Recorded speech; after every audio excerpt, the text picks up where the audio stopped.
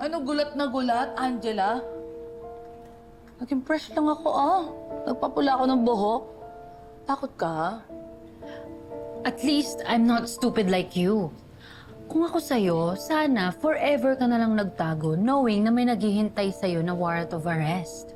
As in, isang tawag ko lang, may dadakot na sa'yong pulis. Nakakatakot. Paano hindi mo man lang natulugan, ha? How could you let this happen? How could you let May Smith be on the board?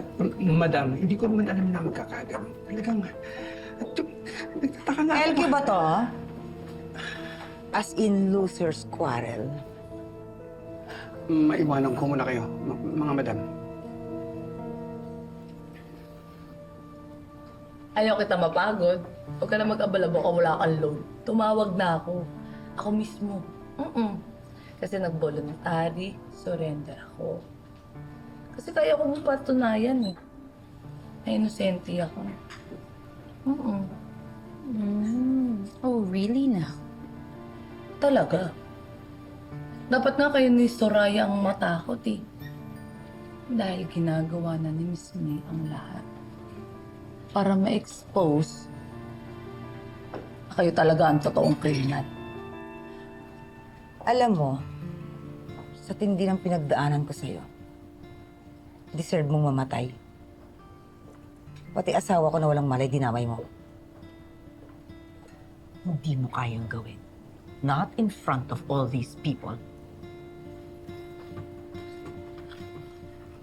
Bakit parang natatakot ka? Sabi ko na eh, nababahag din ang buntot mo.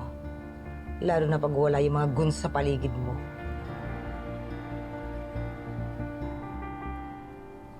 Eh di ba pangarap mo maging it girl? Oh, magiging famous ka na kaso sa kulungan nga lang. Ang ginagawa mo, parang tanga. Alam ko na yan. Dahil kukunin mo yan. Tapos ibubuhos mo sa akin, pero hindi matutuloy kasi pipigilan ko gano'n. Tapos ibubuhos ko pabalik sa'yo. Angela, mag-upgrade ka naman. Hello, hindi ka nahihiya sa akin. Binibining Marikit Pro Max. Nag-level up. Itong mukhang to, hindi na ako takot. Kahit sinong Poncio Pilato at demonyo patawagin mo.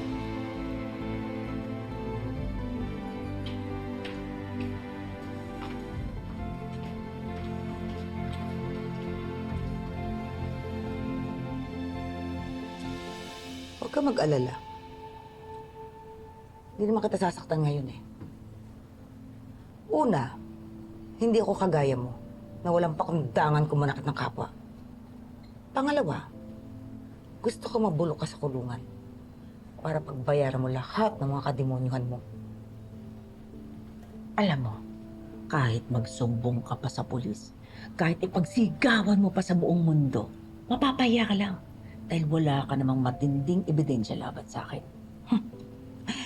Sa ngayon, oo, wala pa. Pero darating tayo dyan. Sisingilin kita ng mahal sa pagkidnap mo sa akin, sa pagpatay mo sa asawa ko. Inumpisahan mo to. Tatapusin ko tong laban na to. At tatapusin ko nang ako ang mananalo.